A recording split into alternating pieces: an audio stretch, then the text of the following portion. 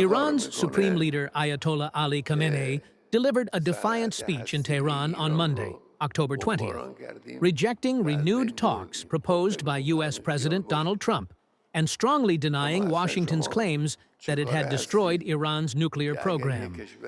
Speaking before a seated crowd, Khamenei dismissed Trump's remarks as arrogant and illegitimate interference, questioning America's right to dictate what other nations can or cannot do with their nuclear industries. He boasts that we bombed Iran's nuclear industry and destroyed it. Well, keep dreaming about that, Khamenei said, emphasizing that Iran's nuclear advancements were a sovereign matter and not subject to U.S. control. He went on to condemn Trump for taking credit for the assassinations of Iranian scientists, stating that while individuals such as Tehranchi and Abbasi had been targeted, you cannot assassinate knowledge.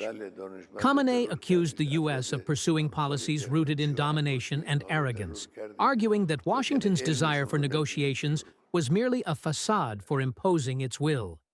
He says, "I'm a deal maker. I want to make a deal with Iran.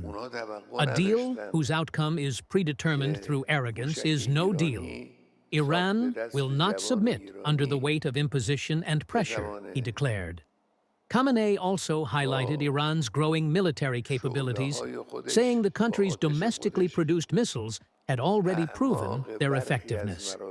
They didn't expect that an Iranian missile built by Iranian youth could suddenly turn some of their research and development centers into ashes with its own flames, he said, warning that Iran's armed forces possessed more such weapons and would use them again, if necessary.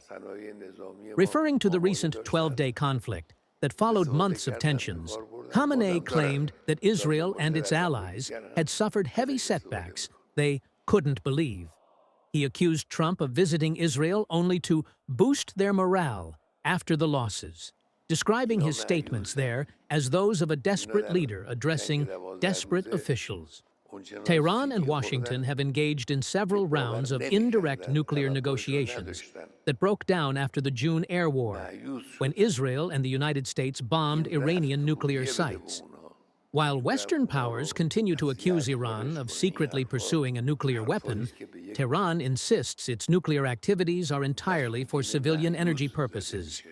Khamenei's remarks underscored Iran's stance that it will not be coerced into concessions under external pressure, reiterating the country's commitment to defending its sovereignty and scientific progress.